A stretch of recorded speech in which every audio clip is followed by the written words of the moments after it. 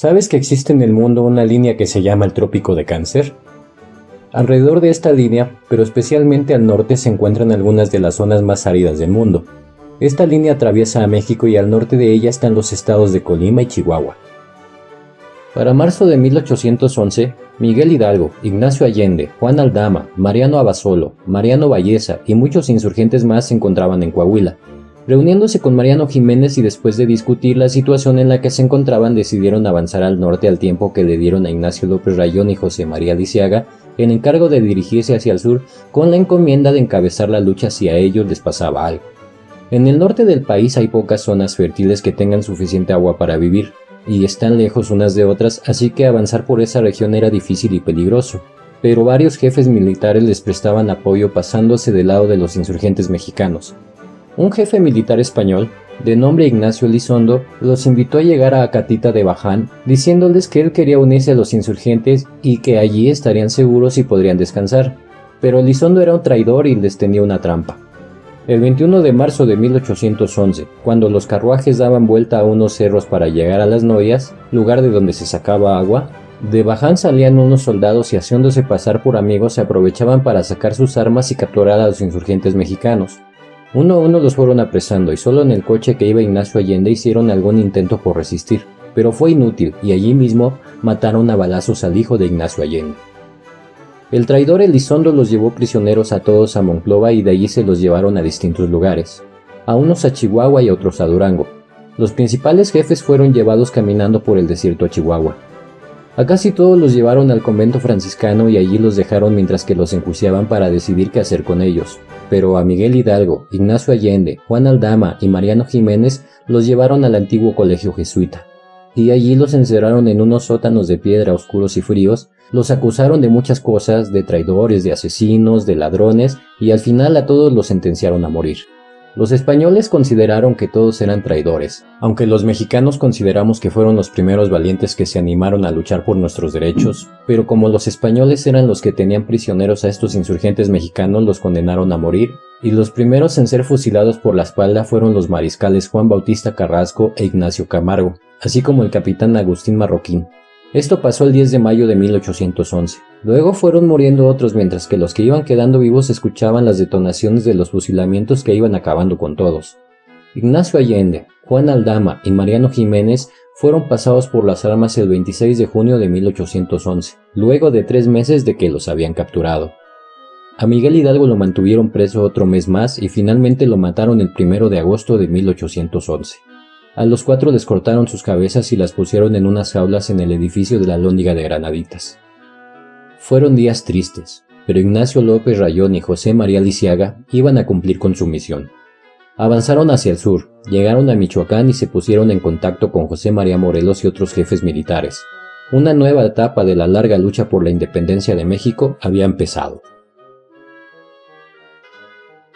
De regreso al sur. Las poblaciones que habían sido tomadas por los insurgentes se encontraban muy destruidas por las batallas entre los realistas, españoles, y los insurgentes, criollos. Para proteger a estas poblaciones, los insurgentes adoptaron sistemas de fortificación. ¿Sabes qué es esto? Consistía en concentrar la defensa en una localidad o en un punto estratégico para resistir los embates del enemigo. Por supuesto que los insurgentes escogían a las localidades más importantes o las más estratégicas, es decir, las más difíciles de acceder. Uno de los lugares más importantes y estratégicos de Michoacán fue Zitácuaro. En medio de un espeso bosque, en una zona de montañas y profundas cañadas está asentada la ciudad de Zitácuaro. Este fue el punto que escogieron Ignacio López Rayón y José María Lisiaga para asentar un poder político que representara la autonomía de los que se habían levantado en armas. Como muchos de los insurgentes no creían que un sistema de gobierno basado en un solo hombre, como el rey en el sistema de la monarquía, fuera el más apropiado para América, decidieron establecer un sistema de gobierno provisional, es decir, mientras lograban vencer definitivamente a los españoles, en el que el poder no recayera en un solo hombre. Así fue como nació la Suprema Junta Nacional Americana, mejor conocida hasta nuestros días como Junta de Zitácuaro por haberse establecido en ese lugar. La Suprema Junta Nacional estaba integrada por 3 personas, aunque en un momento llegaron a pensar que debían ser 5. Estas 3 personas fueron Ignacio López Rayón, José María Lisiaga y José Sixto Verduzco. La Junta de Zitácuaro se instaló formalmente el 19 de agosto de 1811, adoptando como sello y escudo un águila posada sobre un nopal que crecía en un puente.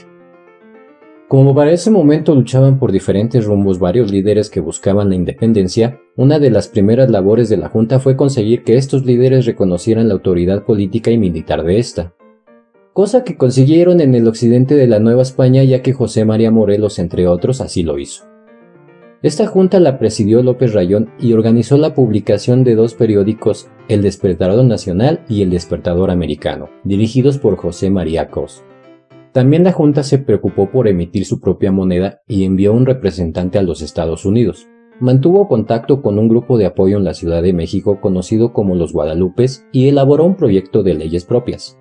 Dado el crecimiento que iba tomando la Junta de Zitácuaro, el realista Félix María Calleja se dirigió hacia aquella población y aunque les costó trabajo llegar hasta allá, consiguió tomar la ciudad en 1812, siendo la Junta expulsada de Zitácuaro. Empezó una etapa difícil para la Junta, porque no lograban establecerse en ningún lugar y además habían surgido importantes diferencias entre los vocales que la integraban, por lo que al fin decidieron que lo mejor sería separarse físicamente, pero no solo eso, sino también dividir el poder político y militar que habían conseguido.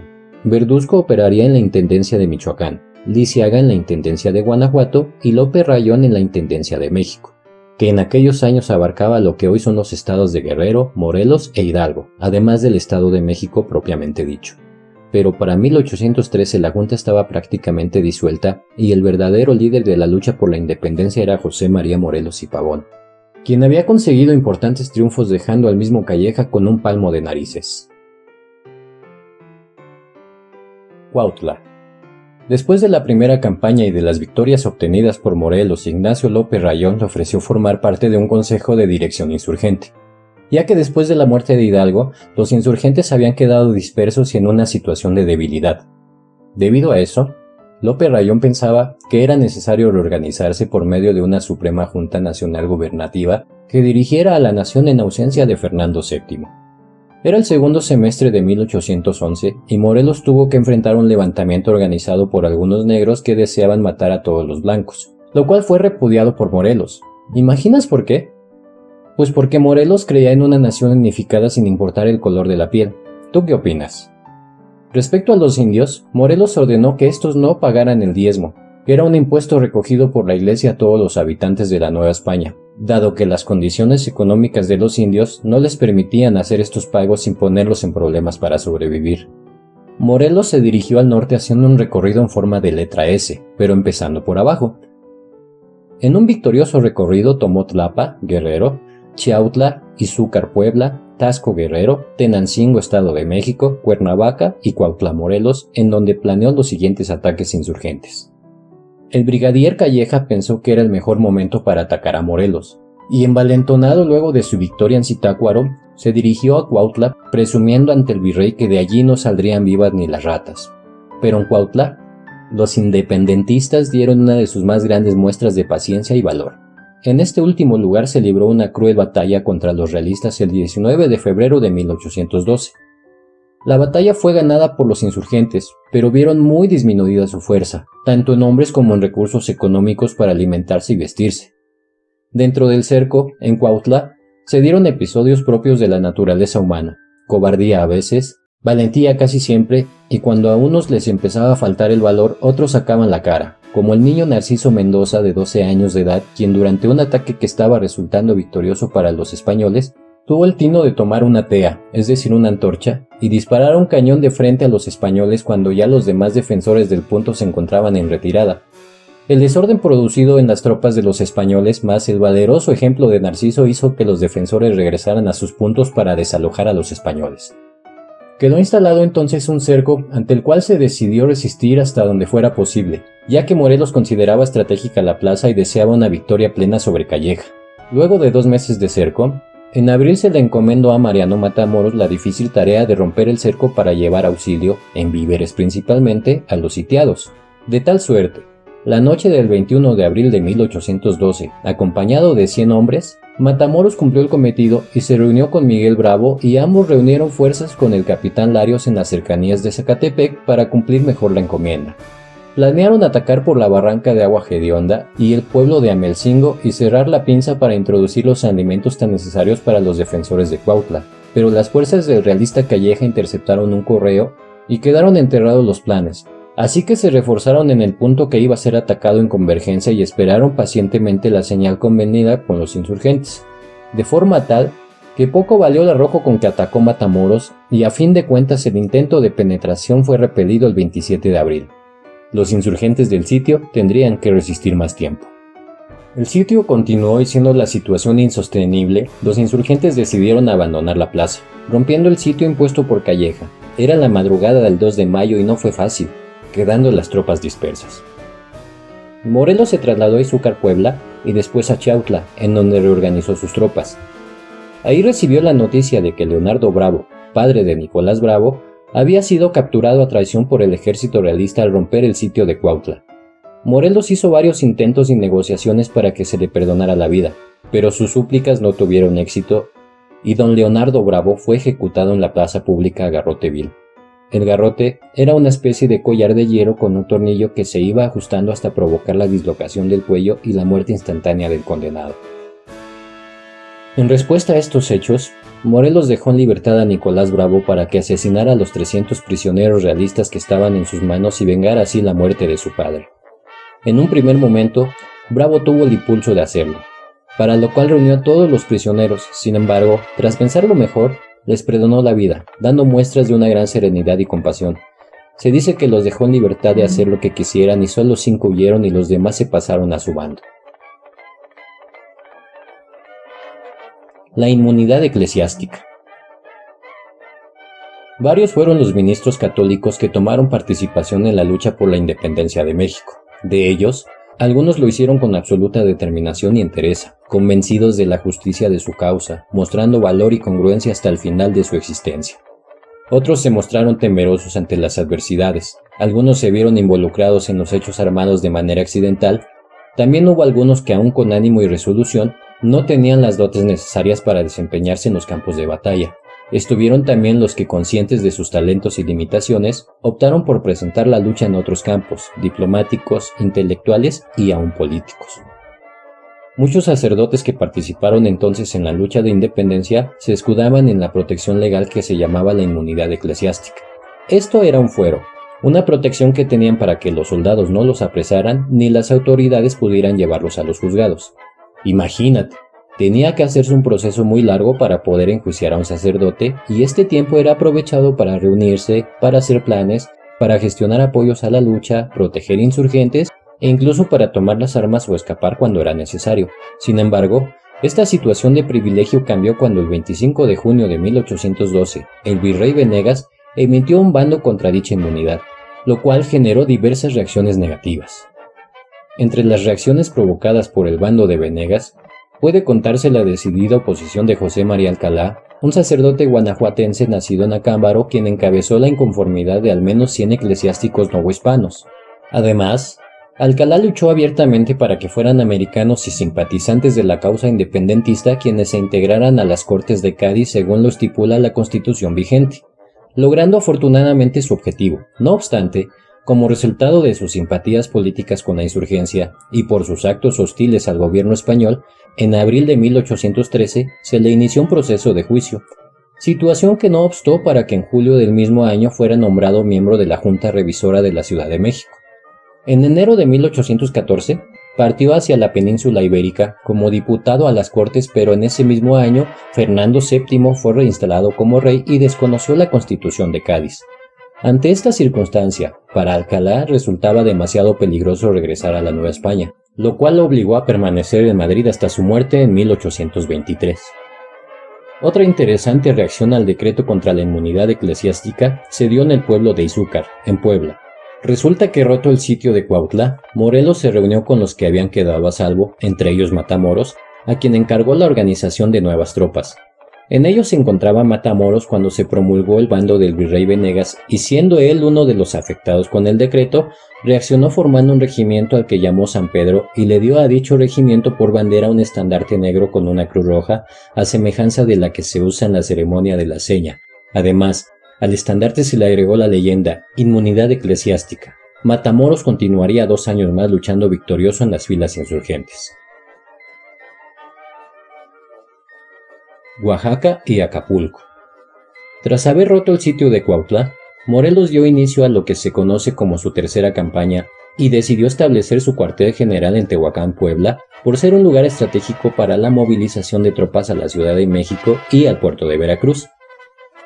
En ese entonces, a mediados de 1812, el ejército de Morelos se encontraba en su mejor momento, pues gozaba de un gran prestigio entre los insurgentes por todas las victorias obtenidas anteriormente. ¿Qué crees que hizo Morelos en este momento de fortaleza? Pues siguió luchando. Instalado en su nuevo cuartel, Morelos reanudó sus actividades bélicas en Puebla, Veracruz y Jalapa, de donde salió victorioso con sus tropas. Posteriormente atacaron Orizaba, donde quemaron las reservas de tabaco del gobierno español, que era uno de los principales negocios de la corona, y obtuvieron plata, alhajas y armamento para seguir su marcha a Oaxaca, en donde recibió la noticia de que se había promulgado la Constitución de Cádiz. Con la toma de Oaxaca, los insurgentes se vieron nuevamente, como hacía tiempo no era posible, dueños de un importante centro urbano, una capital de intendencia, sede de obispado, buenas bibliotecas, población que sabía de política y se preocupaba por los acontecimientos políticos, imprentas, presencia de ideólogos y un importante mercado. Anteriormente, las fuerzas insurgentes se habían visto dueños de ciudades con características similares a las que acabamos de describir: Guanajuato, Valladolid, Guadalajara, San Luis Potosí, Zacatecas, Saltillo, pero no había durado su dominio en ellas más allá de unos meses o semanas. Pero Oaxaca estuvo en poder de los insurgentes durante poco más de un año, desde finales de 1812 hasta principios de 1814. Desde 1593, Acapulco era el puerto más importante, pues mantenía relaciones comerciales con España, Asia, América Central y América del Sur. A principios del siglo XIX era una población de las más importantes y su vida cotidiana giraba alrededor del fuerte de San Diego, en honor al virrey Diego Fernández de Córdoba, que tenía doble función como cárcel y como fortín de defensa. A la llegada a Acapulco el 6 de abril de 1813, Morelos decidió atacar la plaza. La pelea entre realistas e insurgentes fue cruel y por un momento Morelos pensó en abandonar la lucha y dejarla en manos de Hermenegildo Galeana. Sin embargo, decidió seguir y mantener asediado el fuerte. En el fuerte se refugiaron el comandante Pedro Vélez y las familias más pudientes de Acapulco. Estos fueron incomunicados por vía terrestre a México y la única vía de comunicación era marítima con los puertos de San Blas, Puerto Escondido o Huatulco. Por vía marítima fueron abastecidos de víveres, pero vivían en condiciones muy difíciles de insalubridad y enfermedad. Con la llegada de los insurgentes el comercio se vio seriamente afectado. Las naos, barcos mercantiles que venían de Asia, tardaban en descargar la mercancía por miedo a que fueran retenidas por los insurgentes. Ya no se llevó a cabo la feria comercial que estaba planeada para estas fechas.